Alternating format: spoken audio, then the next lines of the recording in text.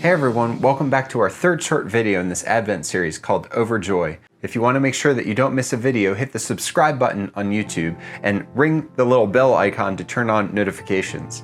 Let's get right into today's verses from Luke chapter 1.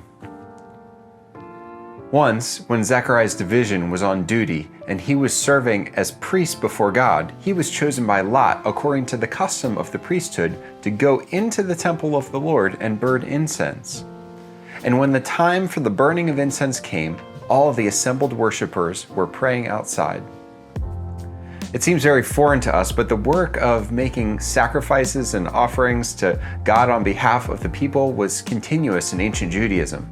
Every day at dawn and dusk, one priest would have the privilege of offering incense in the holy place within the temple. The only place on earth that was holier than this was the Holy of Holies, the innermost chamber within the temple where only the high priest could go, and that but once a year. So it was an immense privilege to stand in that holy place and burn the incense, quite literally before God. 24 priestly divisions rotated their duties throughout the year, and only one priest at a time within the division was chosen at random to make the offering. The person making the offering would be as close to the presence of God as someone other than the high priest could be. Some priests might never experience that honor, and it was forever out of reach for non-priests. But on this particular day, Luke tells us that the lot falls to Zechariah. Can you imagine what that must have been like for him?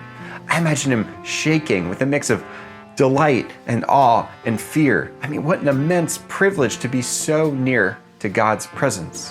What would happen? As Zechariah makes the offering, it says all the assembled worshipers were praying outside. The book of Revelation, the last book in the Bible, shows us that this mirrors a heavenly reality. An angel in heaven in that book is given a large amount of incense to offer with the prayers of God's people in front of the throne. That's from Revelation 8:3. The message: the prayers and worship of God's people are like incense before God's throne. Your prayers are like an incense offering before God. You don't have to be a priest, wait for a certain time of day, or be chosen by lot.